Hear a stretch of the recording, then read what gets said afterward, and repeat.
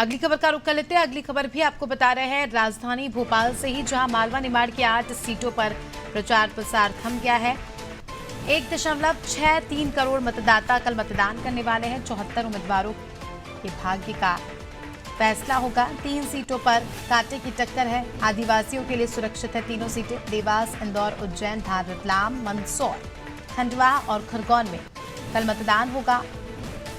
धार, खरगोन, रतलाम, ये 3 सीटें ऐसी हैं जो आदिवासियों के लिए सुरक्षित है। मालवा निमाड़ की 8 सीटों पर प्रचार प्रसार थम गया है। ज्यादा जानकारी ले लेंगे, हमारी सहयोगी शबाना लगातार हमारे साथ जुड़ी हुई है।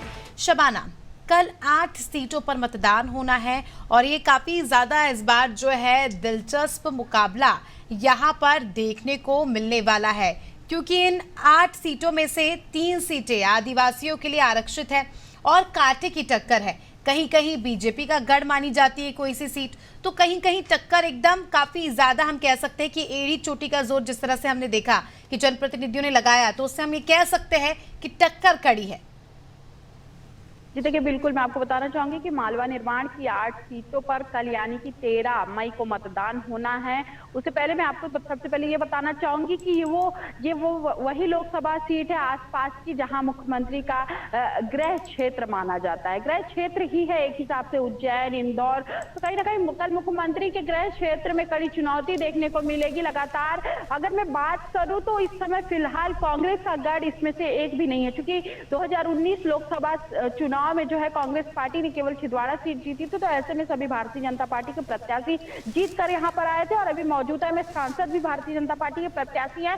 तो लगातार मुख्यमंत्री की सभाएं और आखिरी दौरे पे मुख्यमंत्री खुद उज्जैन, इंदौर पहुंचे थे, इन क्षेत्रों पे पहुंचे थे जहां लोकसभा चुनाव के लिए अंतिम चरण में मतदान होना है। तो जाहिर सी बात है मुख्यमंत्री जो है लगातार प्रचार प्रसार कर रहे थे और अंतिम चरण है। लगभग 1 करोड़ 6 लाख से ज्यादा मतदाता मतदान करेंगे। 74 जो है उम्मीदवार चुनावी मैदान में है और कल मतदान होना है। लगातार मतदान में लोगों की भीड़ जुटाने के लिए प्रशासन काम कर रहा है, प्रशासन का अमला काम कर रहा है और आखिरी चरण के चुनाव के साथ जो है मध्य प्रदेश में चुनावी शोर खत्म हो जाएगा। रिजल्ट के बाद नया अगला सांसद कौन होगा ये देखने वाली बात होगी, लेकिन अगर फिलहाल जिन सीटों पर कल चुनाव होने जहां मतदान होना है वहां पर भारतीय जनता पार्टी मजबूत स्थिति में है। हालांकि इस बात बिल्कुल शबाना, यहाँ पर मैं जानना चाहूंगी, आप थोड़ा सा ब्रीफ में बताइए कि जिस तरह से हमने देखा इन सीटों में प्रचार प्रसार के दौरान कांतिलाल भूरिया का बयान सामने आया, महिलाओं को लेकर उन्होंने बयान दिया।